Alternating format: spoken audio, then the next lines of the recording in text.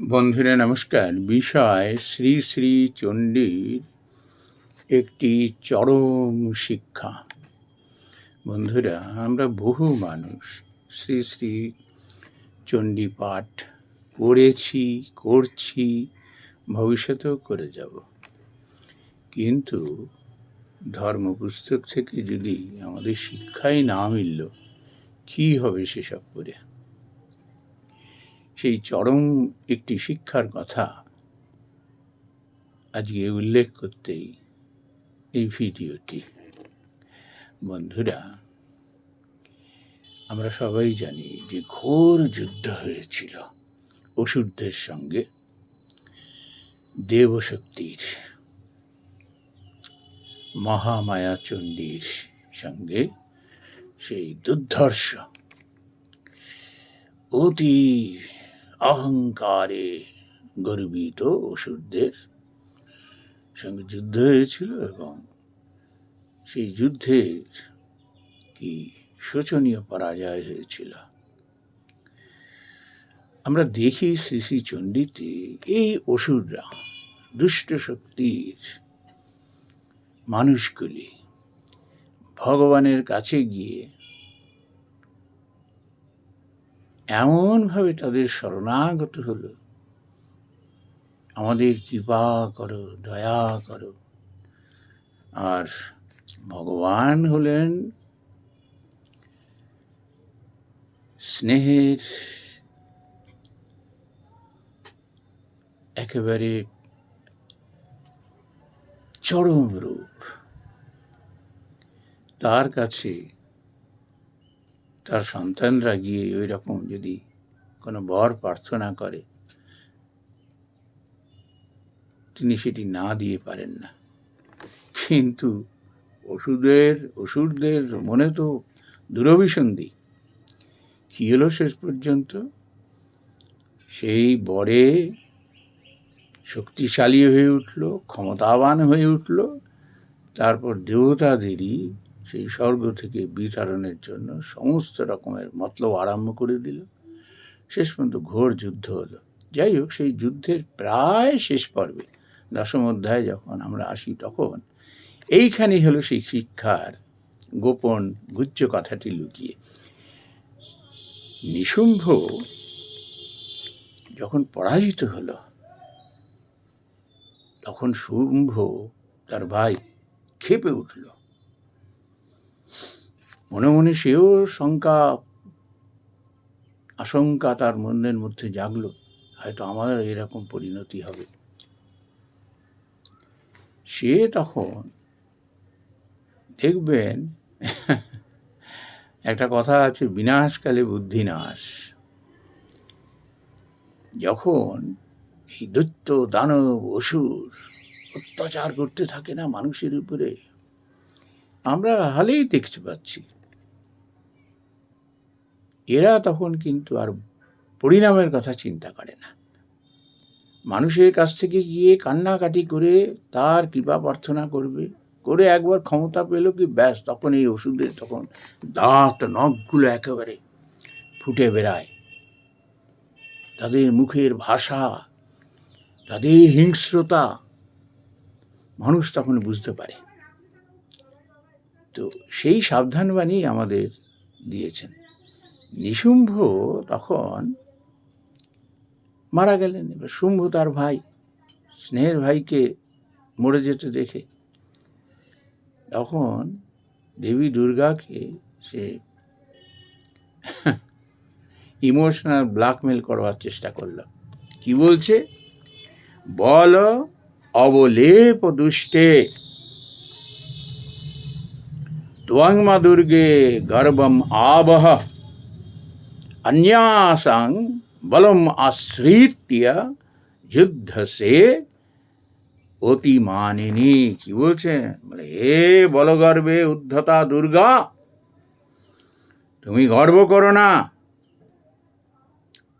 অতি গর্বিতা হয়ে তুমি অন্যান্য দেবীর শক্তি বল আশ্রয় করে যুদ্ধ করছো। অর্থাৎ তুমি একা করছো না,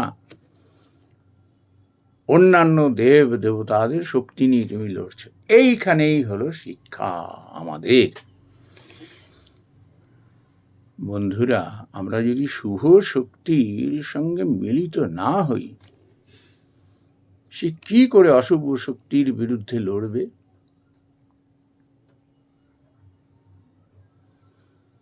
সমস্ত শুভ শক্তি সম্পন্ন মানুষ যখন একসঙ্গে মুষ্টিবদ্ধ হয়ে অশুভ শক্তির বিরুদ্ধে যখন লড়ে, তখন জয় তাদের হাতে। অশুভ শক্তি ওই হিংস্রতা, অত্যাচার, এগুলো মেতে ওঠে একটা সময়, কিন্তু ভয় পেলে চলবে না।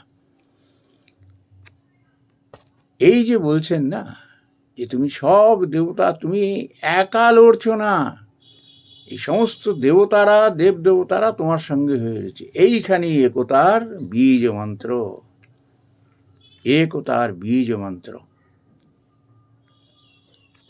একত্রিত হয়, একত্রিত হতে হয়।